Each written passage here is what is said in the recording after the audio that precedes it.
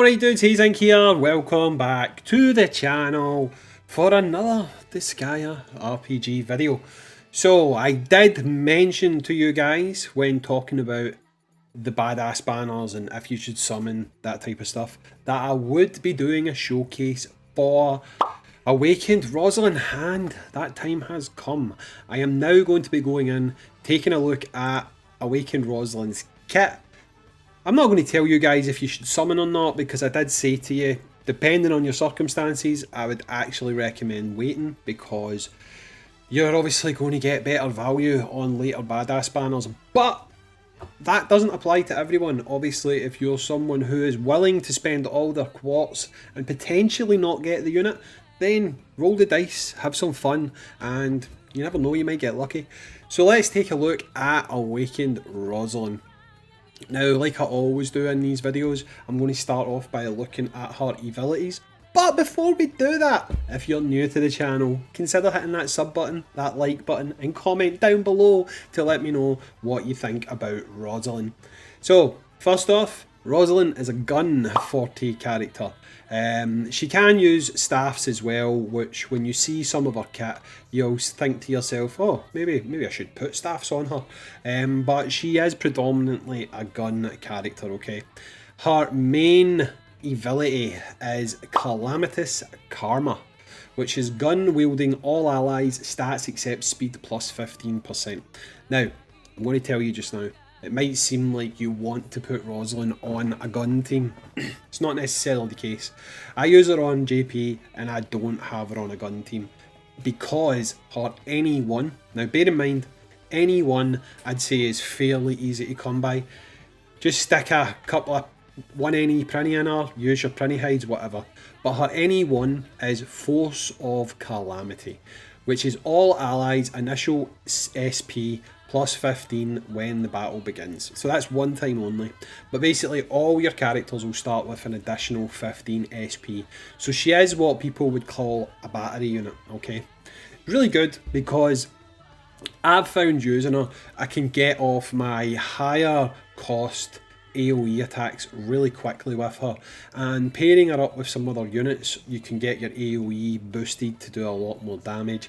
She's making them pop off faster, and you can basically go 1 turn, 2 turn, 3 turn, and 3 different characters will pop off their AoE. So she can actually be really useful in a lot of situations, and predominantly she's a support unit. You'll see that as we go through the kit, but that plus 15 SP is really where she starts to shine.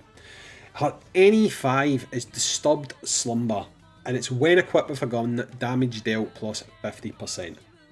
Again, if you're going to run her in a gun team, or even if you're going to run her on her own, not in a gun team, if you get her up to any 5, she will do a little bit of damage. But I don't really think that's what this character's all about. So if you only get her to any 1, you're still going to get quite a lot of good use out of this one. Her any 7 is Solidarity Being, which is all enemies attack, defense, int and resistance down by 10%.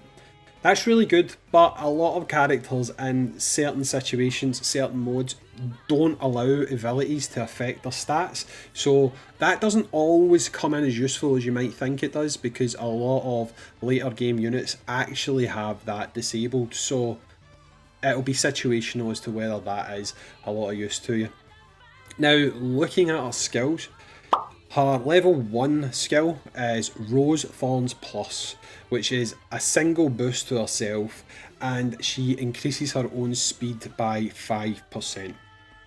So again, if you want her to go first, which you may well do, which we'll get to in a minute, one of her skills can mean that her going first is actually a good thing.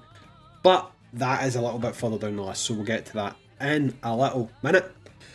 Her next one is Rose Crest Plus, which is a single target attack, and it's defense down by 13% as well as performing damage. So it's obviously quite good. She's going to do some damage, put the defense down, so the next person attacking is going to do a fair bit of damage as well. Next one she's got is Mortal Liberate, okay?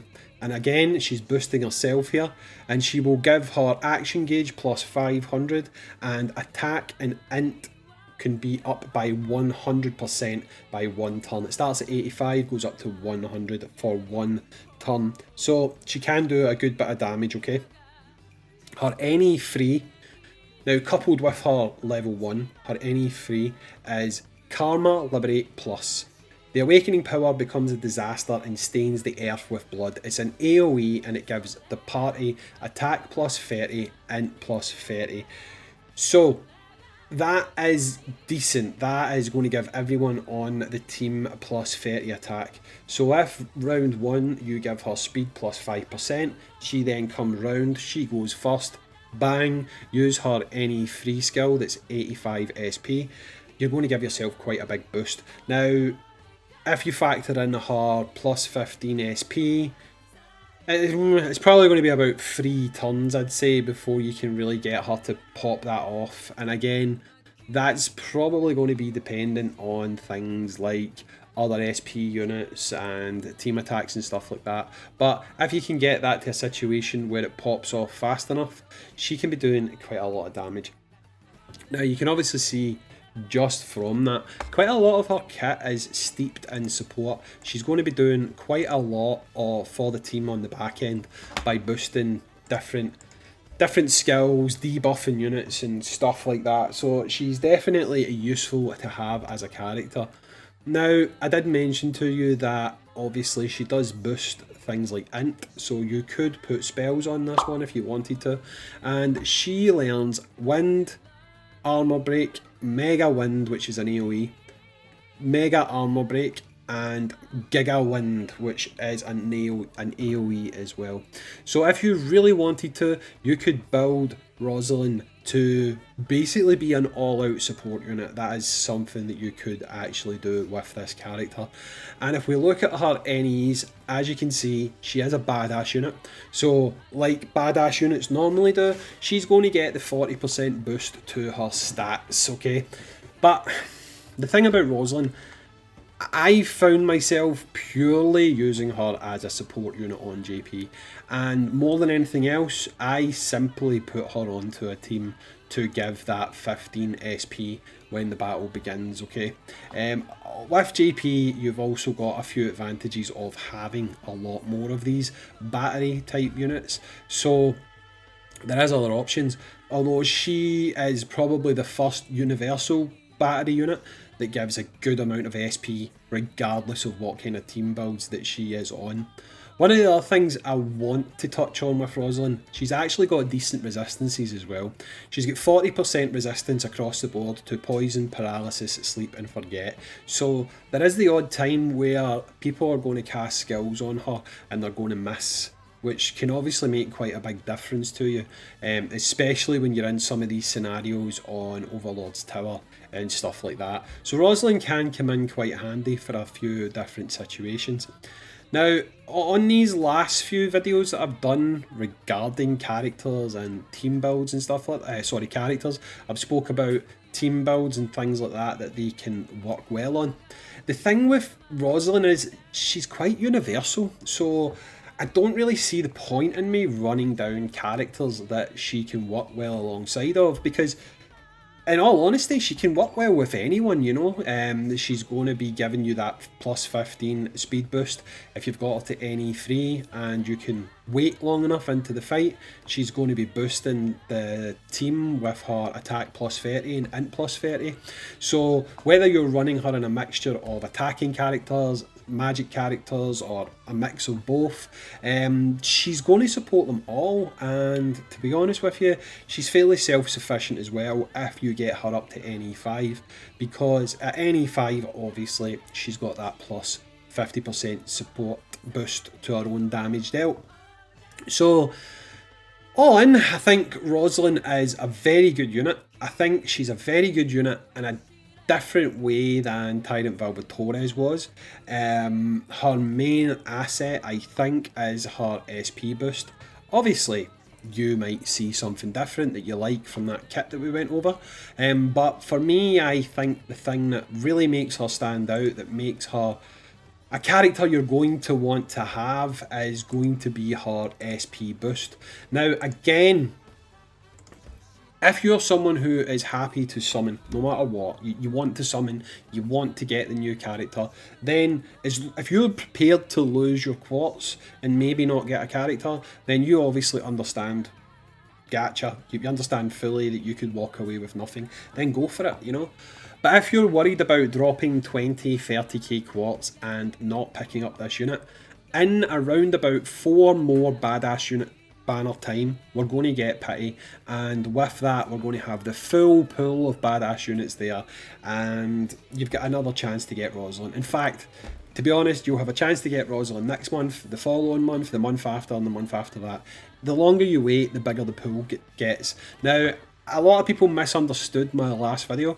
I'm not saying endlessly save, because once Pity's introduced, that's it, it's there. They're not going to suddenly take it away off of badass banners. So all I'm suggesting is, if you don't think you can deal with potentially not getting a unit, then wait, just wait. If you're someone who wails in these games, if you don't care, just go for her. I mean, go for her. She will give you an SP boost. In the current life cycle of the game, is she a must-have? No. Later on, does she become a lot more useful? Yes. So, I mean, it's kind of... You can either plan for the future and get her now, build her up, and when harder content comes that you could really be doing with getting those higher cost SP skills popping faster, you've got her, you've built her up, you're good to go. But right now, is she going to really help you beat anything in the game? I don't necessarily think so, but she is a great unit. She is most definitely a great unit, but is she a unit worth breaking the bank for right now? I don't think so. I don't think so. I do think, like I say, she does have her value as we progress into the game. I just think where we are right now on global, is she going to elevate your team to that next level? Then no, I don't think that she necessarily is, because if you've built up units like Laharo with his AoE, if you're building up units that have things like Braveheart or even the Prism Rangers, and you're doing things like boosting units and using low cost AoEs, then you're probably not struggling with things in game at the moment, and you don't really need access to those higher cost skills at the moment. So I would say that she's definitely a unit that you can sleep on, so to speak, and pick her up a bit later on when the banners get a little bit more stacked. But that being said, she is a fantastic unit. Having used her firsthand, she is definitely a fantastic unit. And again, she's worth summoning for, but like I say, if you don't summon for her, you can just pick her up at a later date. I don't think you're missing out on too much just now. Anyway guys, let me know in the comments down below what you're going to do. Are you going to be summoning? Do you completely disagree with my assessment of this situation? Let me know in the comments down below. I will summon because I'm a content creator and that's what content creators do. But let me know in the comments down below what you're going to do, and I, as always, will catch you on the next Disgaea RPG video, dudes. Peace.